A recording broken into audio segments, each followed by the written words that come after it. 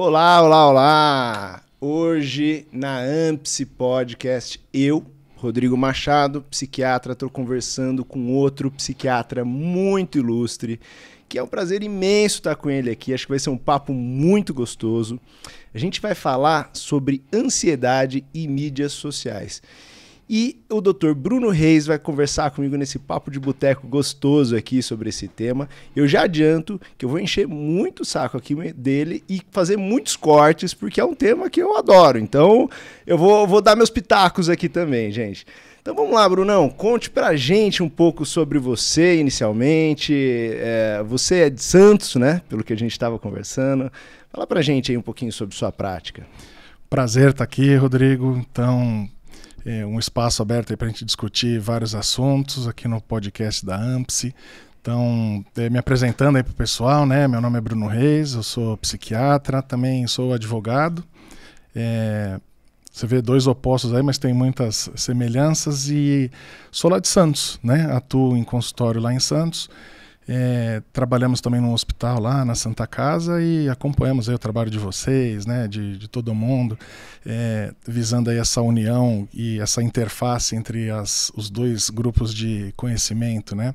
E que bom, né, que é o seu campo de conhecimento, sua área, para a gente poder conversar e trazer cada vez mais informação aqui, né? E acho que um tema super interessante, né? Mídias sociais, esses novos meios da gente se comunicar e o impacto que isso pode trazer na qualidade de vida das pessoas, né? Pois é. Bruno, conta pra mim o que você tem observado, especialmente aí, já que eu e você somos clínicos, a gente está no dia a dia no consultório.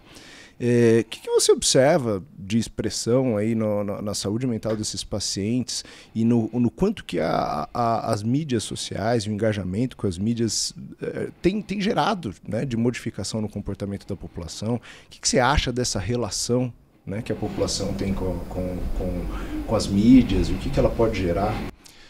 Acho que a gente fazendo um breve histórico, né, a gente vai ver que foi participando da nossa vida e ocupando espaços da nossa vida aos poucos, né? Então a gente fazendo uma certa retrospectiva, a primeira mídia social, talvez o pessoal mais velho, né, vai lembrar do Orkut, vai lembrar, né, dessa ferramenta e algumas modificações que elas foram tendo, depois o advento do Facebook, o advento de outros canais assim, né, que visam uma aproximação e que no nosso dia a dia, pelo menos no consultório, a gente observou depois da pandemia, durante aquele isolamento que foi nos imposto, que a gente passou a utilizar mais, né, desses recursos, buscando a gente se aproximar cada vez mais das pessoas, justamente porque a gente estava em afastamento, né? E as consequências que isso que vem trazendo, a gente observa principalmente nas gerações mais novas. Essa relação que se tem por trás de um aparelho de celular ou por uma câmera, enfim, esse tipo de proteção, assim, eu acredito que ela vem trazendo algumas consequências na saúde mental das pessoas por não saberem utilizar os recursos que elas acabam oferecendo. No final das contas, o que a gente vê no dia a dia é assim, uma ferramenta que veio para aproximar e que, na verdade, tem afastado um pouco as pessoas, né? Então é uma arte, né? A gente conseguir utilizar num tempo adequado, de forma adequada, lembrando que a gente está, na verdade, nos expondo, né, num mundo ainda virtual, que ainda não tem nenhum tipo de legislação ou nenhum tipo de regra, e a gente acaba, muitas vezes, extrapolando, a gente observa, né, as pessoas extrapolando na utilização. Exatamente, né? O quanto muitas vezes a gente subestima, né, o efeito deletério dessas redes sociais. Assim, um exemplo que me veio agora do efeito potencialmente, né, fatal que uma rede social pode ter. Eu conheci uma vez, tive a oportunidade de conhecer uma pessoa que criou uma ONG chamada Instituto Jimmy Cuida, né? E que era o pai do Jimmy, que era um menino que foi vítima do que eles chamam de hazardous games, né? Que é aqueles jogos de desafio, né, entre parentes, que são aqueles jogos, por exemplo, Desafio do Sufocamento, ou daquele da Baleia Azul, e que sempre leva a testar o jovem na possibilidade de ou se automutilar ou até cometer suicídio. E infelizmente o filho dele foi... Então, foi vítima, né, desse jogo. Então isso mostra o efeito. Isso estava aberto, né? Qualquer um poderia entrar lá no YouTube, uma mídia social, né, de divulgação de vídeos, e poderia ter acesso àquilo e sem nenhuma legislação, com pouquíssima regulamentação, porque até isso ser notificado para o YouTube, no caso, e ele receber o alerta e tirar esse vídeo do ar, eles levam dias, inúmeras pessoas viram. Então, desde uma simples ansiedade, né, ou o que a gente chama de fear of missing out, que é aquela sensação de importância que os aplicativos e que o nosso aparelho de celular nos traz, pelo receio de estar perdendo uma oportunidade ou algo aparentemente ou potencialmente relevante ali dentro daquela plataforma, há um comportamento potencialmente fatal, como o relato que eu trouxe aí. Isso. Destrutivo, lesivo, né?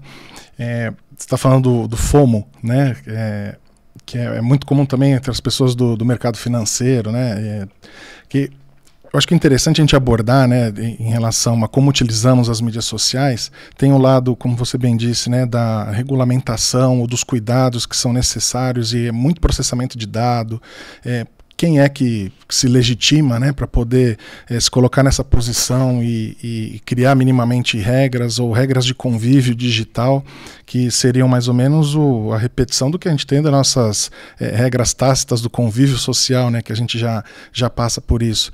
E não só, né, o potencial gerador de ansiedade, como também podem ser fontes que acabam influenciando no desenvolvimento de outras condições, como depressão, né, também a questão do cyberbullying, né, que a gente observa muito, né? Parece que as pessoas têm uma certa proteção, né, com a rede social e acabam expondo mais aquilo que elas vão perder meio que o freio, né? Aquela contenção que ela teria para não emitir uma opinião, não né? Frente a frente com a pessoa, né? Isso dá a sensação de eu não vou ter tantas consequências, então eu posso ir um pouquinho além do que eu iria no mundo real, né? Exatamente. E fica gravado, né? Essa que as pessoas acham que não tem percebido, né, que há um registro daquele determinado momento e que ele pode ser depois utilizado fora de contextos, por exemplo, diferentemente de uma discussão que a gente tenha, né, frente a frente. Então, eu acho que a gente tem que trazer ao centro do debate, né, todas essas questões, muito pensando nas consequências que as gerações vão ter daqui em diante, né, essas formas de comunicação, de interação que vão afastando o convívio presencial. Eu acho que é uma boa a gente trazer isso para as famílias conversarem. E Bruno, diz para mim uma coisa, assim, um dado muito relevante que eu me deparei aí recentemente. Na última década, o Brasil está na contramão do mundo quando a gente fala em suicídio. Então, a Europa tem conseguido declinar os índices de suicídio na sua população, e os países latinos parece que não, especialmente o Brasil, não tem conseguido. E quando a gente olha as curvas de crescimento, de quantidade de pessoas que cometem suicídio, a gente vê que a inclinação da curva em adolescentes, ela se destaca. Ela é muito maior, a velocidade de crescimento na última década de suicídios nessa população quando comparado em adultos. Será que isso tem, assim, hipotetizando aqui, fossorilando sobre essa ideia, será que isso tem uma relação com essa nação de nativos digitais que a gente está vivenciando, esses jovens que cresceram nesse ambiente tecnológico? Eu acredito que sim. Quando a gente vê dados, né, esses dados compulsórios, né, que vão corroborar os números e o crescimento que a gente vê nas pontas, né, não só os jovens, também idosos, né, acho que acaba tendo, também está destoando um pouquinho, a gente vê que, de alguma forma, nas gerações mais novas, existe alguma característica de menor resiliência, talvez de mais dificuldade de lidar com frustrações, ou uma proteção excessiva dos pais. E eu acredito que isso possa, em partes, estar acontecendo pelo descompasso do tempo real e o tempo das pessoas. E eu acredito que as mídias sociais são reflexo disso. Quando a gente vê que saem pesquisas, por exemplo, estão falando em Copa do Mundo, né? Que pesquisas em que o tempo de jogo já não é um atrativo tão interessante para você segurar o público jovem. Ou então a gente vê o Instagram com stories de 15 segundos. Eu acredito que esse tipo de formato vai acabando moldando também o quanto que a pessoa vai ter de percepção do próprio tempo e de percepção da resolução daquilo que ela deseja e daquilo que ela quer que aconteça. Então a gente vai estar diante de potenciais frustrações ou situações potenciais de frustração que são muito mais frequentes do que a gente observava anteriormente. Talvez por isso possa ter esse aumento, não? Talvez a gente esteja moldando uma sociedade menos resiliente, né? Menos resiliente. E mais frágil para a possibilidade de adoecimento, né, mental. Acho que você falou muito bem da fragilidade, né? A suscetibilidade, né? Das pessoas acabarem adoecendo em função disso. Exatamente, né? E uma coisa que eu acho bem interessante, quando a gente fala em mídias sociais, a população aparentemente mais vulnerável são as meninas adolescentes, né? E muito provavelmente, porque quando a gente entra no Instagram, a gente tem estereótipos de moda, de cultura, né? Estereótipos de corpo ideal. E ali é uma sociedade, ali é aquele ambiente digital, por exemplo, do Instagram, que vomita situações positivas e situações ideais. Está todo mundo muito feliz lá, todo mundo com a vida perfeita, todo mundo com o corpo perfeito. Se você tem uma espinha no rosto, você passa um filtro, você está bonito de novo, né? E isso talvez alimente, né, uma irrealidade e faça com que a jovem ali, ou o jovem, no caso, ele compare e fale, minha vida é um horror. Olha a vida dessas pessoas que estão aqui, né? É uma vida perfeita, Exato. Todo mundo está com um sorriso no rosto e eu tenho aqui que estudar para a prova de amanhã. Então talvez isso tenha um papel importante que a gente esteja subestimando, né? Então, eu acho que bem colocado, né? Quando a gente se sujeita a essa aproximação que trouxe, né? Por exemplo, dos nossos ídolos ou pessoas famosas e que a gente coloca como um exemplo, a gente fica fã, e essa aproximação meio que num primeiro momento humanizando a pessoa, mas a gente passa a entender que isso despertou diversas emoções nas pessoas. Então, por exemplo, quem está vendo, quem está assistindo a gente, quem nunca abriu a sua timeline de uma rede social e viu que o colega está jantando em tal lugar e coloca uma foto de um prato maravilhoso, né, uma estética, ou então ciclano, uma foto na praia, com aquele abdômen tanquinho, do jeito que eu gostaria que fosse o meu, mas ele não é, e aos poucos a gente percebendo que as pessoas vêm publicando e vem fazendo nas suas redes sociais uma questão de uma edição que pode ser muito um reflexo de uma edição da própria vida, né?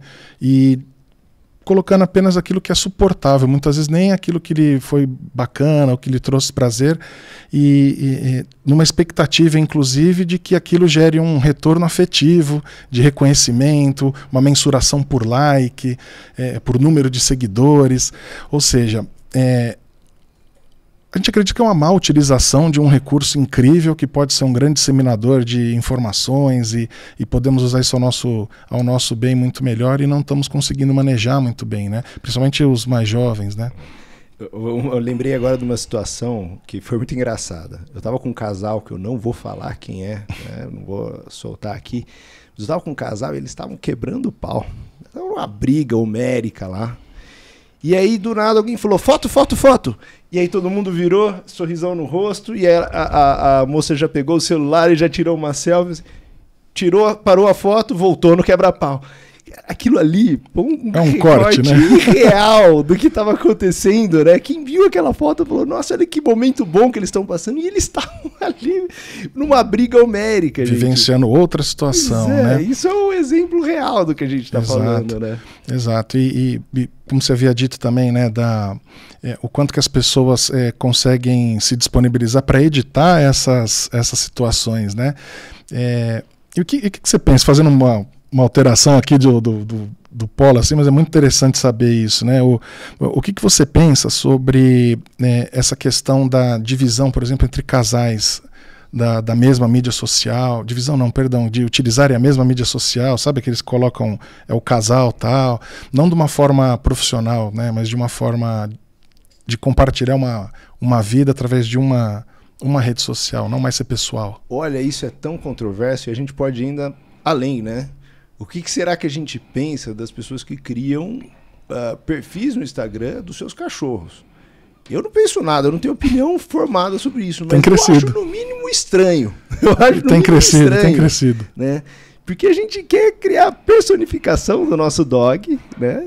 E quer transformar ele tanto num humano que chega a criar um perfil social, que é para pessoas e não para cachorros. Mas isso é assim, né? Me perdoe quem tiver o seu cachorrinho nas mídias sociais aqui, viu? Mas eu acho que é um ponto de reflexão, sem críticas, mas é um ponto de reflexão aqui pra gente. Eu acho que isso diz talvez muito sobre a sociedade que a gente está transformando aqui e criando, né? Exato. Então a gente vê como as mídias sociais elas estão sendo um reflexo talvez distorcido, né? Uma representação de quem somos ou aquilo que nós queremos que os outros pensem de nós, né?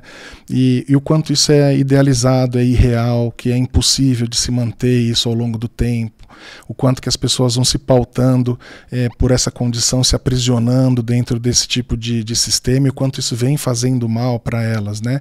E aí é nesse contexto que a gente vê no consultório, nos atendimentos, o aumento, né, do número de pessoas buscando orientação ou buscando consultas, muitas vezes precisando de tratamentos, né, muito voltado para essa questão das diversas formas de ansiedade, os diversos transtornos de humor. E pode ser algo que a gente, fazendo o que está fazendo aqui, a gente pode contribuir para que não cresça, né, que a gente não registre maiores números nesse sentido. E agora, dando o meu pitaco aqui, né, porque essa é a minha área de ênfase em pesquisa, em estudo, o grande ponto de virada, na minha opinião, em que esses eletrônicos, esses gadgets, eles passaram a se tornar tão sedutores e potencialmente maléficos, foi o momento em que eles começaram a desenvolver a ideia do que eles chamam de persuasive tech, né, que é utilizar técnicas de persuasão extraídas de conceitos da psicologia, mas para persuadir e fisgar o usuário para que ele fique mais e mais nas redes sociais, né? Então, um exemplo que eu sempre dou quando eu vou falar sobre minhas aulas é esse exemplo aqui, né? Pegando o meu celular, estou aqui com o Instagram aberto, não sei se vai aparecer, mas aqui é o meu feed de notícias do Instagram. Quando eu puxo o dedo para baixo, é um movimento de alavanca em que gira uma roda, e eu posso obter um resultado aleatório, que pode ser um like, uma curtida, ou não ter nada, certo? É exatamente o mesmo movimento que foi extraído das máquinas de caça-níquel. Você puxa uma alavanca, rodinhas vão girar, uma engrenagem gira, e você pode obter um prêmio aleatório, ou não ganhar nada. Fantástico. Né? Então, isso não é à toa, é o mesmo movimento, é o mesmo mecanismo, diversos mecanismos que foram inseridos ali dentro das redes sociais, eles foram extraídos dos jogos de azar, que a gente já sabe há muito tempo que é totalmente tóxico e que a gente pode ficar dependente e que é um transtorno psiquiátrico quando a gente perde o controle em cima dos jogos de azar, o famoso transtorno do jogo. E só que isso aqui dá acesso para todo mundo. A gente tem pequenas máquinas de caça-níquel, né, que vão fornecer um reforço intermitente aleatório, então um estímulo para o sistema de recompensa, um bombardeio para o sistema de recompensa, com muito mais frequência do que qualquer outro estímulo na vida real vai fornecer. Ou seja, aí, a nossa vida real, fora da tecnologia, ela passa a se tornar menos sedutora, né? Porque, poxa, se ali eu tenho tanto prazer e aqui eu preciso me esforçar, fazer um trabalho, suar a camisa o mês inteiro para conseguir obter meu salário, né? A vida real ela é mais sofrida, né? Então se torna uma briga desleal entre as mídias sociais. Talvez por isso que a gente tenha tanta ânsia, né? Quando a gente está associado ali nas redes sociais para... isso gera ansiedade. A gente fala, a comparação com a minha vida real é muito desleal. Exato. Aqui, né? Esse mecanismo muito bem observado, né? O quanto que há um movimento estrutural, às vezes, né? Da montagem das redes, né? Para a gente utilizar já pensando-se talvez lá na frente no nosso sistema recompensa, em como que nós satisfazemos as nossas vontades, né? Então eu acho que isso que você colocou tem um pouco mais a ver com o tempo das coisas, né? Que eu estava dizendo anteriormente, né? A impaciência que isso vai acabar gerando, as expectativas que isso vai gerando quando você espera, nossa, fiz uma baita foto num lugar super maneiro, ou um comentário que eu acho que eu arrasei, eu lacrei, enfim, e a gente não cumprir com essa expectativa, ela, da mesma forma em que pode criar esse mecanismo viciante, dependente, né, e as dependências digitais, né, elas estão aí, também funcionariam como uma imposição das frustrações, de uma forma diferente daquela que a gente observa na nossa vida real, digamos assim, né? Então a dificuldade que as pessoas entendem em lidar em ambas as plataformas, digamos assim, né? Tanto digital quanto no dia a dia. E isso acho que no longo prazo gera um grande problema, né? Uma consequência na sociedade como um todo, e a gente passando a ver pessoas que vão ser talvez menos propensas ao convívio social, que podem passar a ter mais problemas, né, no trabalho, nas cobranças da vida, os impactos financeiros, sociais, ambientais que tudo isso vai trazer, né? E jovens que talvez não se adequem à forma como os trabalhos tradicionais funcionam, né? Com sua linearidade. Porque são jovens que foram criados nesse mundo de uma atenção muito mais alternada do que uma atenção focada ali numa mesma atividade. Uhum. Então, parece que, especialmente as grandes empresas, elas já estão entendendo que essa geração é diferente, que eles não vão ficar muito tempo no trabalho, no mesmo emprego, se o trabalho não se modificar em função dessa geração. No sentido de, por exemplo, as empresas elas estão adotando gamificação, né? Plataformas. Uma vez eu conversei com um paciente que estava me explicando como é que o trabalho dele funcionava, em que eles tinham uma mídia social, um aplicativo só da empresa. Dentro dessa mídia, se você se destacava, se você interagia com colegas, não só se você cumpria suas metas, você ia ganhando pontos, você ia crescendo de nível lá dentro daquela e conseguindo se destacar, criando uma zona hierárquica paralela para motivar os indivíduos a continuarem se destacando no trabalho e manterem engajados no trabalho. Montaram então a estrutura da rede social mesmo, e tentando no sentido da produtividade ou de, enfim, incentivar talvez, né, as pessoas no trabalho, né? Pois é. Talvez no futuro a gente viva dentro de uma grande rede social, né? Tem aquele episódio da série... Aquela série da Netflix, esqueci, que basicamente é como se eles tratam como se você vivesse num mundo em que, se você deixou uma velhinha atravessar na rua ali, ajudou a velhinha a atravessar na rua, você ganha uma pontuação a mais. Um mundo em que a gente tenha uma pontuação hierárquica, que a gente viva como se a gente estivesse dentro ali do Instagram, né? Como a gente tem curtidas, eu vi você na rua, gostei da roupa que você tá, você acabou de receber uma curtida no mundo real. Então isso faz a gente refletir, né, sobre várias coisas. Mas esse papo de boteca aqui, infelizmente, ele tem que encerrar. Eu poderia ficar aqui horas falando sobre esse tema, que é um tema que eu adoro, ainda mais com um convidado tão ilustre e agradável quanto o Dr. Bruno Reis. Então, um imenso prazer, Bruno. O prazer é todo nosso e parabéns pela iniciativa, que tenha muito sucesso, e quando tiver um espacinho para um convite, a gente está sempre à disposição. Foi um prazer falar com vocês. Legal, o prazer é todo nosso. Muito obrigado, gente.